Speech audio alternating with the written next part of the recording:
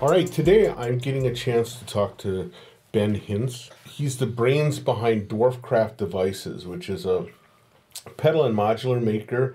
Luckily, kind of a stone's throw from my house, so I drove over this morning and got a tour of the office and the plant here. And we went out for lunch, and now we're going to have a chance to talk a little bit about his experiences putting this company together, and also some of his ideas about the design for electronic instruments and effects. So with that, I'm going to say hi to Ben. Hey, Ben, how's it going? Good. Thanks for coming. Yeah, thanks for having me over. This has been really kind of interesting. It's been nice to kind of see the work in action. It's kind of cool to walk into the building and have just like pedals and synths and stuff everywhere. I mean, that's like the kind of office I've always wished to work in, you know? Right. It's a blessing and a curse, because when work is too demanding, then you just got to walk past all the great benefits you've reaped, Right. And you don't get to touch it. You don't get to enjoy it. Yeah. Right? So that does make me ask though, like when you go home, do you still play? I didn't for a while. Yeah. And then my band was like recording and mixing for a long time, and then I think I like either got a new bass or something. So I basically went back to play, and like my calluses were gone. So like the strings were freshly painful, and I was like, oh, this will not fly. So I brought a guitar home and like tucked it away in a spot that's easy to get to and everything. So at least, and I do a lot of testing of the pedals, so Okay. I can at least keep my calluses up. Oh, that's cool. That's And cool. I mean, I do have the weekly band practice, and sometimes another night a week too.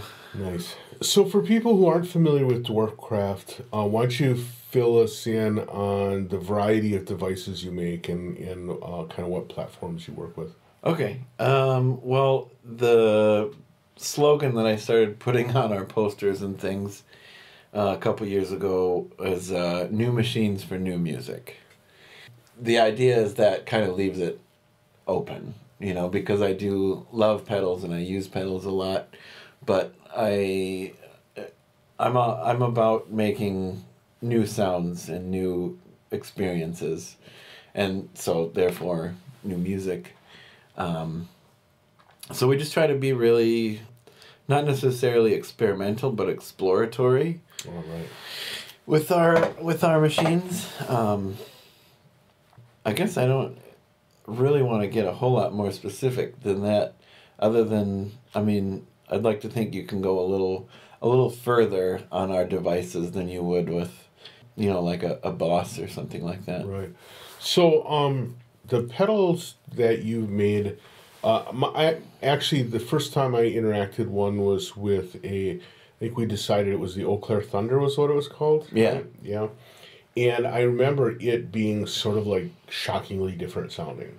I happened to be in this thing where I was like comparing like 5 different pedals. Uh-huh. And it was like 4 versions of the same thing. Sure. And then this thing that was like sort of like out of bounds, right? which was your pedal. And I remember remarking at the time that it actually felt like a really new sounding thing. But the other thing that you've done that I'm familiar with is the Hacks pedal, which was, it's sort of like played in that area between kind of effect and synth tony kind of Sure, stuff. yeah. And I've seen a lot of people using that. That seems to have been one of those that surfaces a lot, right?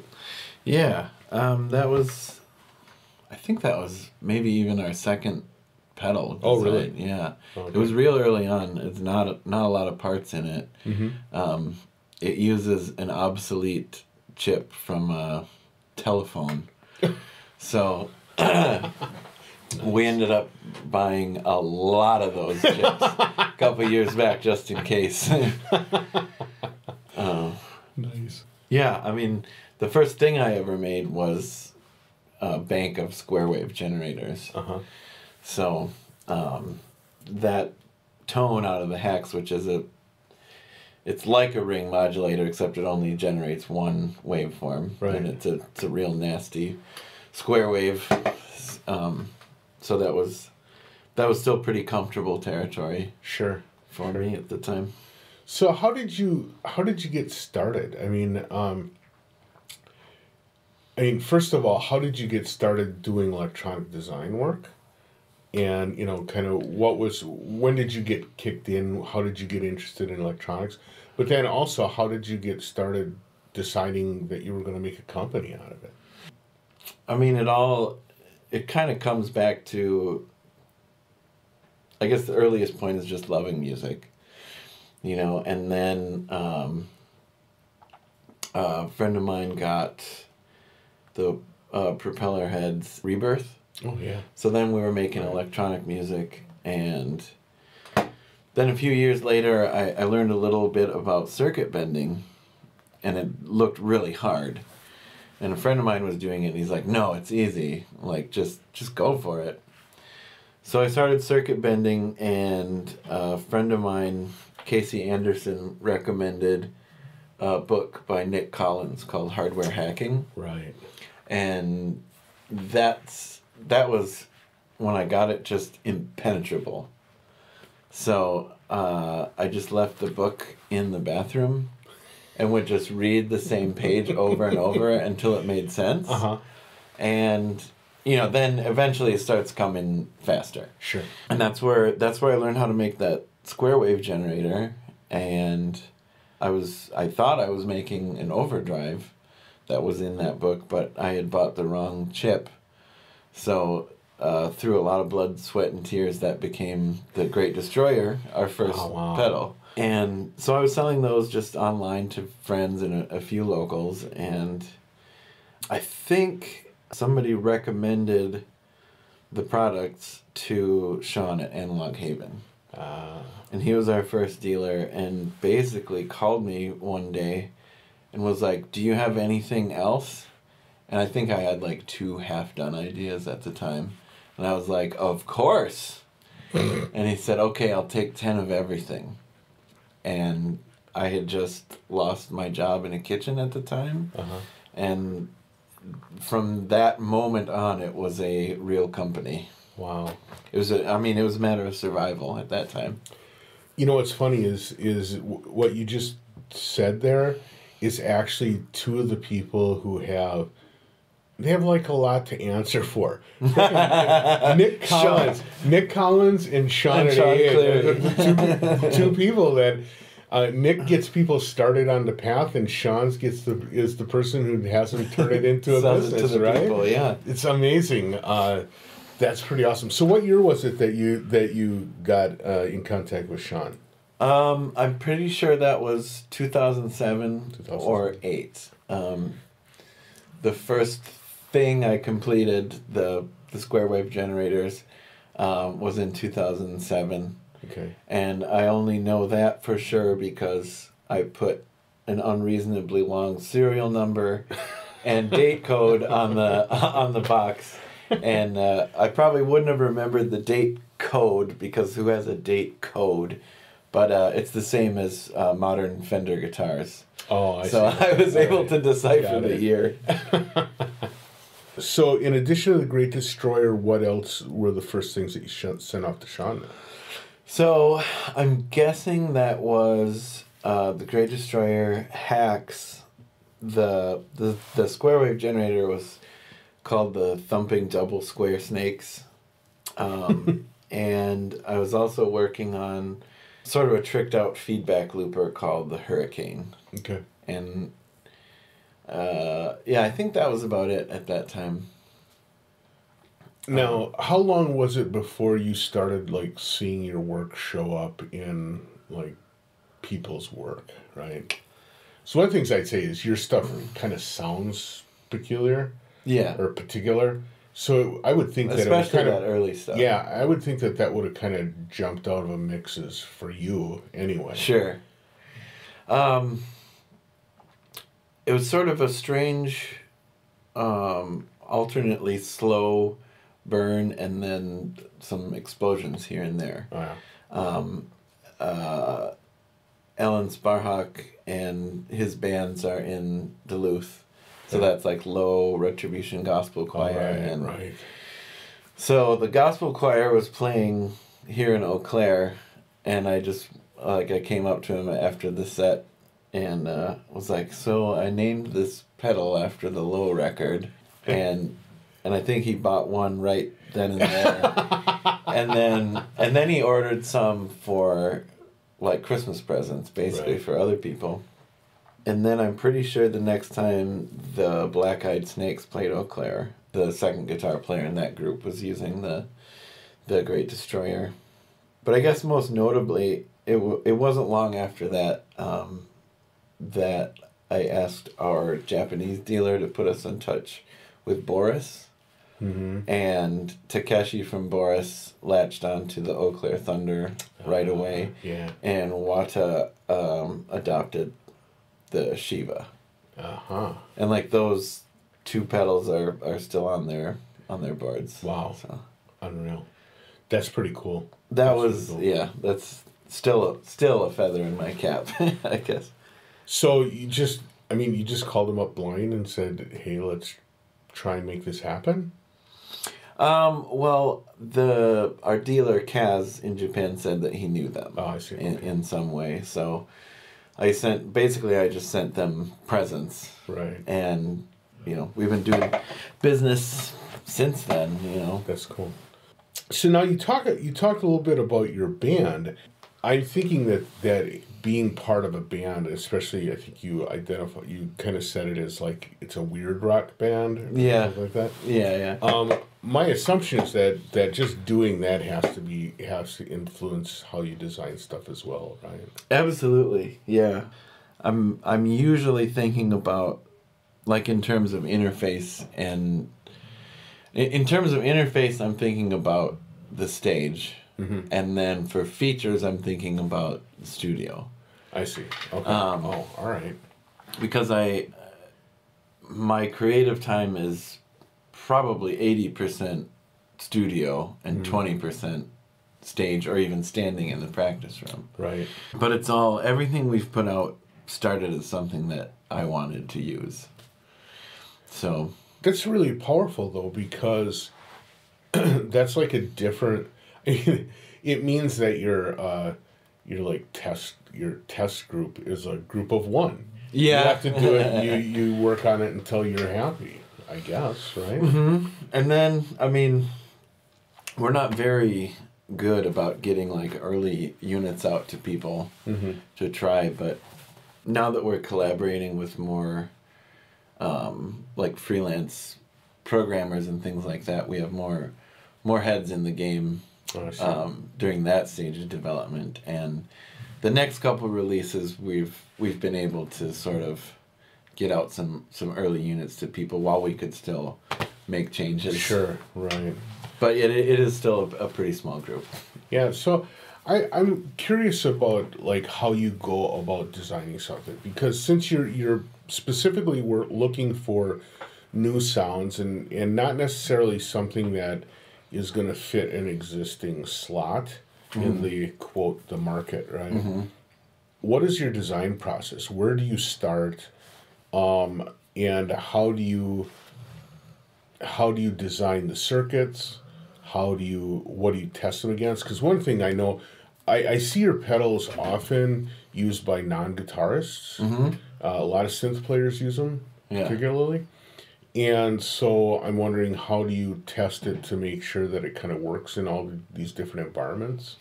What is the process you go through to make, like from, I think I might want to do something. What's the process you go from there until you're done?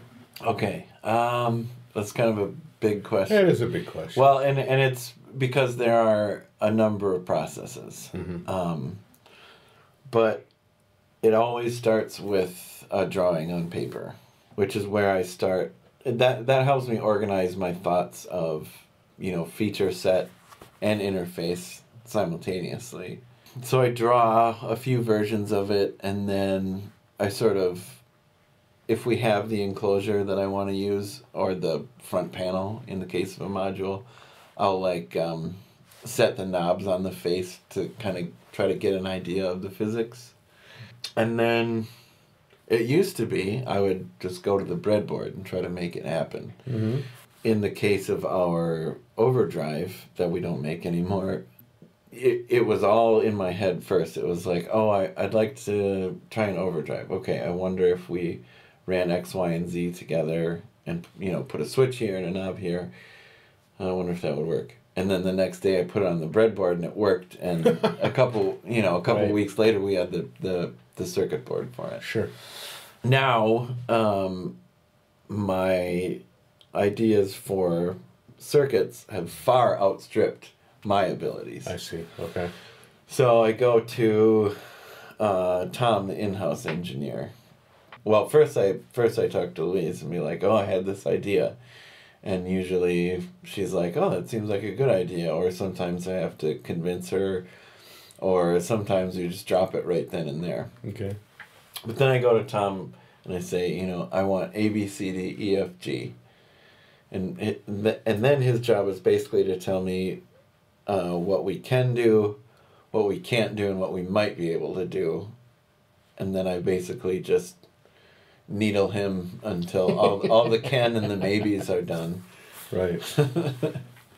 And then the newest process is I'll go from a drawing and then maybe like a 1-page description, further illustrating the capabilities of the device, and that gets sent off to software engineers.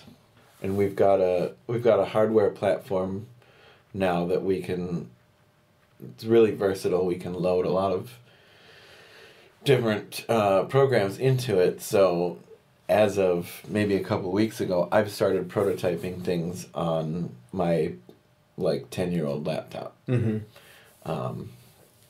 We're yet to see how difficult it's going to be to translate the one format to another, but Tom says we definitely can do it. So Nice. I'm taking that as a yes.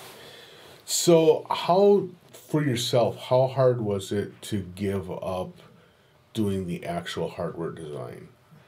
Because first of all, I would assume that there was a lot of there was a sense of accomplishment by designing it yourself. But also I would think that you would have had the happy accident things happen sometimes that made for sort of the signature device, right? Yeah, I mean, I don't miss it. Really? Yeah. When we're working on something new, I get to do so much of the imagining, and then the testing, and I get to do kind of the best parts of it. I was never really attached to the mechanics. I feel like I'm one of only a few people in the industry who doesn't give a shit one way or another if it's accomplished digitally or with analog. I'm about seeing a great thing, a great opportunity, and making it real. With the exception of distortion, which you just can't seem to be able to do at a computer in a convincing way. Yeah, that is funny you say that, but that does seem to be the case. That's the one thing you can't pull off somehow. A couple years ago, I had basically shipped all my gear out to the NAMM show. And my wife and I were playing together, and none of my stuff had come back yet. And I was like, oh, no problem. We're just writing a song. I'll just hook up this, the Line 6 M9. Oh, yeah, right, yeah. And everything, there's so much great stuff in those pedals. And then I was like, I just need a distortion. And I went through all of them, and I just hated them all. Right. And I couldn't even... Yeah, I don't know. There's some amp simulators and stuff, especially in Logic, that I like a lot. But nothing... I've never played a digital distortion in a stomp box that tripped my trigger. Yeah, I'm with you there. That's okay. That's really awesome. Well, I think it's kind of interesting, though, because an awful lot of people that have gone through the path that you've taken, they can't give up on the design or on the doing part, right?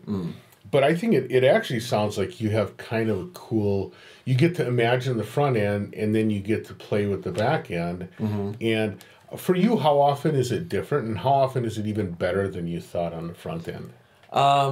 It's almost always different, and it's usually better. Really? Like, especially working in the digital domain, like, up until recently, I hadn't really explored that at all, except in, like, making electronic music on the computer, you know? So in that case, just the sky's the limit, and, like, I'll put things together where the cost of the patch cables alone would break me. Right. You know, so that thought process never really came in to pedal design, but when working with Emmett, that's our freelancer in Boston, and Tom, they can see, you know, sort of what's left in the processor, different ways to maximize the hardware, and they contribute a lot of great bits and bobs. So my germ of an idea becomes a much better thing at the end of the day. Sure.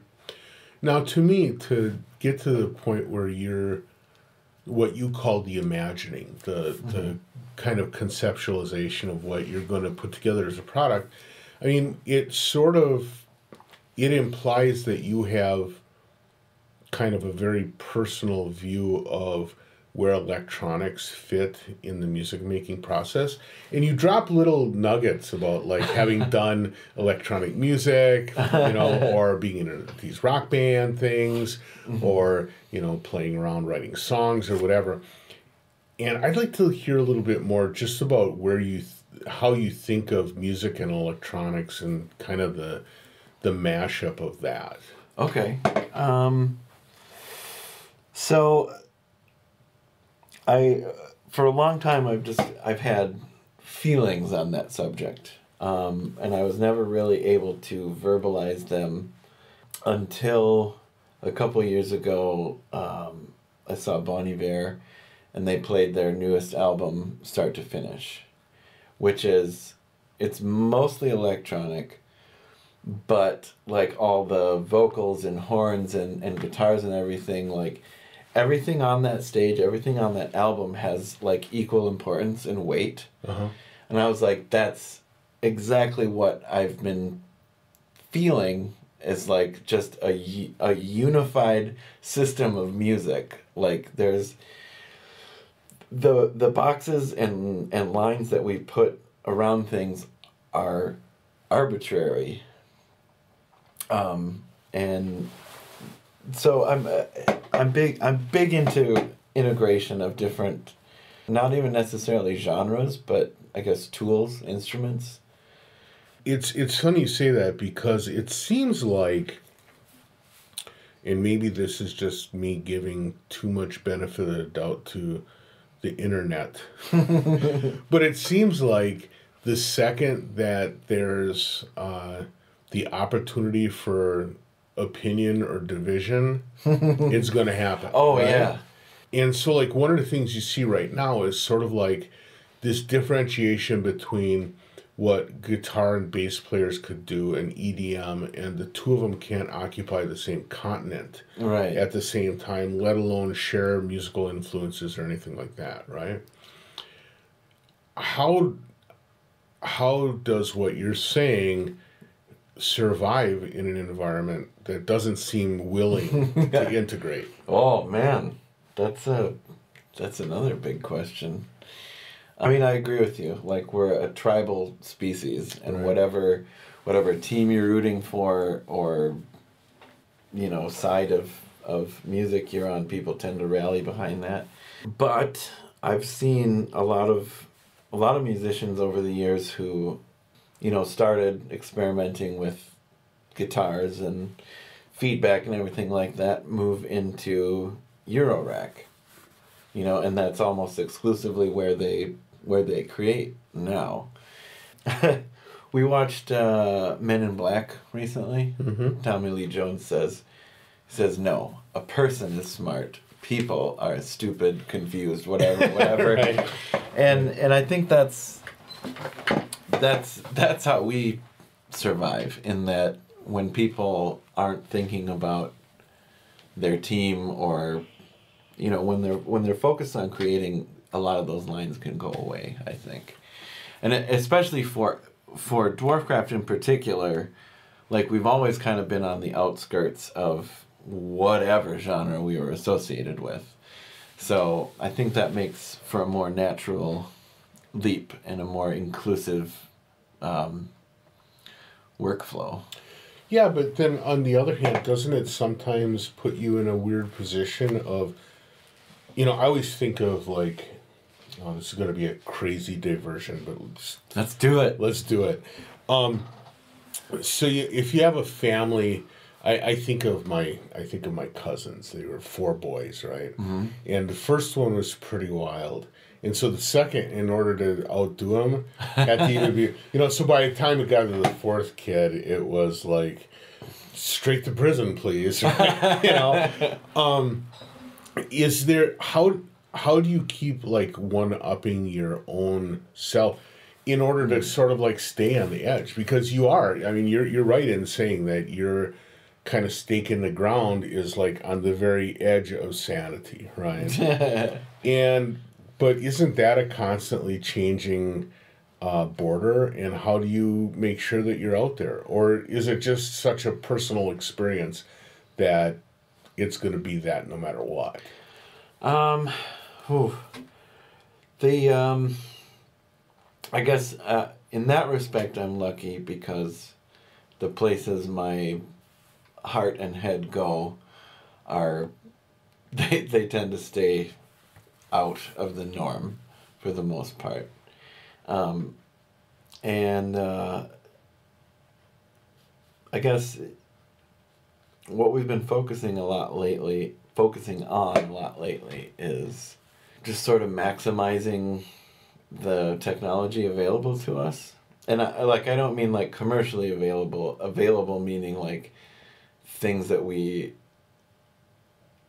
can understand enough to work with. Oh, sure. You know, like, obviously somebody knows how to make that computer there, which is the world's best sampler, synthesizer, right, whatever you want it to be, but that's not where we work. And so just the way I interpret those possibilities tends to keep us a little on the edge. And it's actually, a bigger concern is when we say, okay, with the exception of like the granular stuff that is just, it starts outside and it stays outside. Right. When we're working on a phaser right now, and like I had to go to Emmett and ask him to change a few things on this and be like, man, I love this. We're still going to be able to do all the fucked up things we want to do with it, but we got to be able to quickly and easily dial it back to Pink Floyd. Right. Sure. And again, he's great at his job, so it was done the next day. So. Well, but it's interesting because it would be really easy to just say, well, I just live way out on the fringe here, so let's just focus on that. But being able, that's maybe where some of your experience too as a player really comes in handy too. Now, I'm curious about something you mentioned before, which was you said that you're not so much experimental as exploratory. What do you think is the difference between those two things? Okay. Why would you posit it that way? I guess the reason that those words came out that way is because, before I really started making anything, there was sort of an experimental music explosion here. Here meaning? In Eau Claire. In Eau Claire. Yeah. And so that alternately became like a buzzword and also a dirty word, depending on who was saying it. And it got to a point where we'd go to play a show and I'd just be like, this is not experimental. Like, we know exactly what's going to happen. Like, we wrote this song. Mm-hmm. That was at the point when the word experimental was being thrown around in a detrimental way. And so when I say the pedals or the process is exploratory rather than experimental, is that I guess when it's done, we're pretty sure of its capabilities.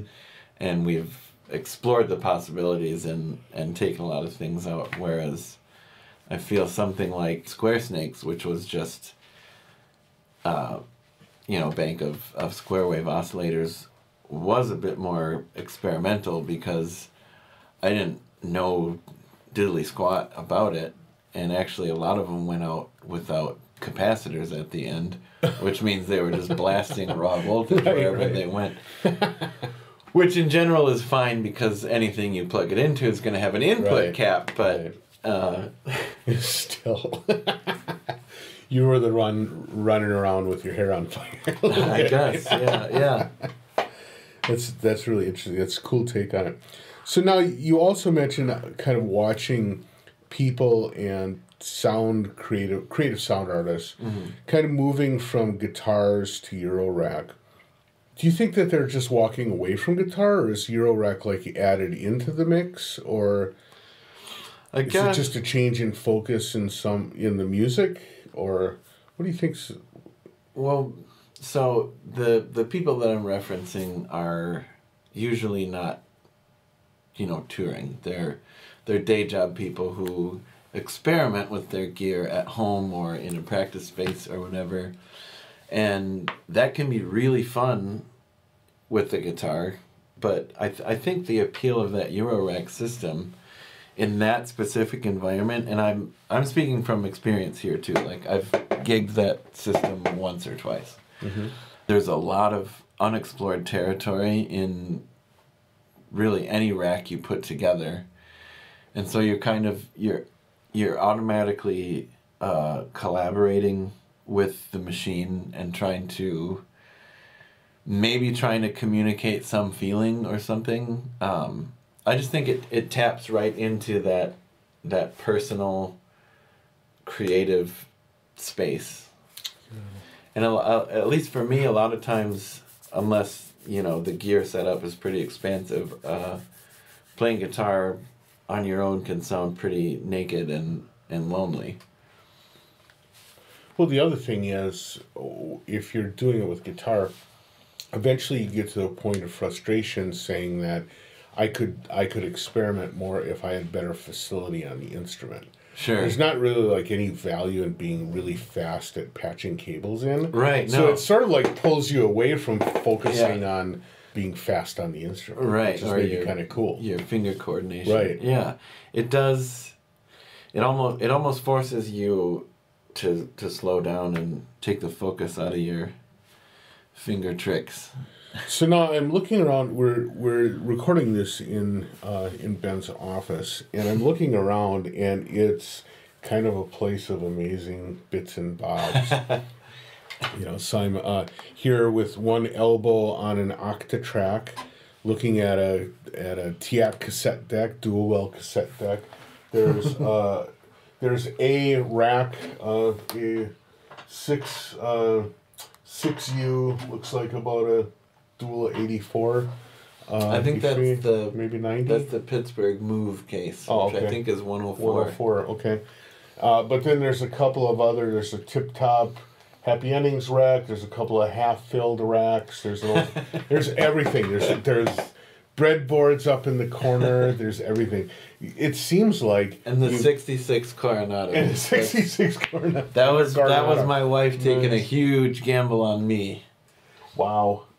With the Beauty Bigsby. Yeah. I added that myself. Oh, did you? Oh, yeah. Nice.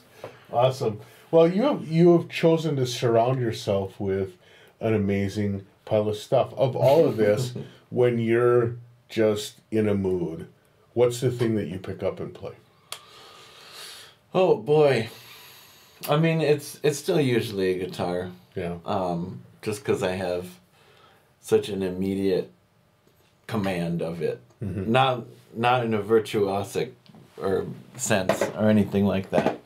But just I can pick it up and I can play notes and I can make it speak how I feel right away. Yeah. When I get down to create, like with any kind of purpose, I kind of tend to put together a unique rig for that time. Oh, interesting. Oh, that's cool. Well, and you certainly would have kind of the tooling around here to do it, don't you? Now you've gone from doing just pedals, you've been doing more Eurorack stuff. Yeah. And I think you're expanding on that too, right? That is the plan. Yeah. We've got the Great Destroyer, the Hacks, and the Okay, for people who aren't familiar, Great Destroyer is what? It's an oscillating fuzz. Okay. Rhythmically oscillating. Okay. And the Hacks, which is a nasty sort of ring mod. Right. And then we also make the Yep, which is basically one slow square wave that turns on a bank of square wave generators. Okay. Some people have called it a burst generator. All right. But I'm not sure the technical specs on calling it that. So, Sure. So I don't always call it that. And now, what are some of the things that you're working on that you can talk about? Okay. The next release is slated to be our Happiness pedal. It's the same circuit board with a modular faceplate over it. Oh, okay. So that pedal was designed to run on the bipolar 12-volt power supply. Okay, and what does it do? It's a multi-mode filter and with a built-in LFO and sample and hold. Okay. So yeah, luckily the volume combo. levels worked out. Oh, sure. We don't have It's to. a natural, huh? Yeah. All we have to do is not convert the power and put a different face on it, and basically it's a module. Sure. And then we're also working on like an LFO, a dual LFO, that you can sort of modulate the frequencies on those LFOs, either with each other or another control voltage. That dual LFO thing is always such an entrancing game. I mean, you get them where they influencing each other and stuff. So it always seems like that's like one of those things. Whenever I start going down that path, I can like blow an afternoon, right? Sure. Just like having them like dance with each other. It's always good for some fun. Well, that's the core of our tremolo pedal, our recently discontinued tremolo pedal. So when you discontinue products, why do you? I mean, is it just that parts become unavailable, or do you just get tired of like having them out there, or? A lot of. I've always been curious because it's sort of like, once the design's there, why not just keep on sending them out the door? Or, right. So every pedal has a unique build for the enclosure. Even if they're the same size and they have the same holes drilled in them, it's a different image printed on it. Right. So that's a unique part, and it's usually the most expensive part of the pedal. So, and that's not a make or break thing. I mean, pedals, at least for us, forever have had an initial burst of sales, and then usually it tapers off and plateaus, and eventually tapers off one more time. Okay. And then it's kind of done. Yeah. And there's stuff like so that's sort of the universe telling you, yeah, we can put this one away now, huh? Yeah, and like honestly, like when the first batch ships, like, and everything works, like I'm satisfied. I'm done. Like, I'm, if we don't have to sell it, then I guess that's more time for me to use it. Right. Sure. Which is never true because I always working on the next thing. But the principle is the same. Like it's always going to be here for me. Right. Like I was gigging like the second to final prototype of the Twin Stags tremolo, and when we decided to discontinue it, I was just like, oh, Louise, I don't have a real one of those. I need. And she's like, go get one now. Get one now. Yeah. That's hilarious. Well, hey, man, I want to thank you so much for taking the time to talk. This is a lot of fun. And thanks for the tour of the place. It was great. Oh, you bet. Thanks for coming. And thanks for sharing some of your ideas and insights, because I think that kind of helps people understand where you're coming from. It's really great. All right. Thank man. you. Thanks. We'll talk again soon, I'm sure. Okay, great. All right.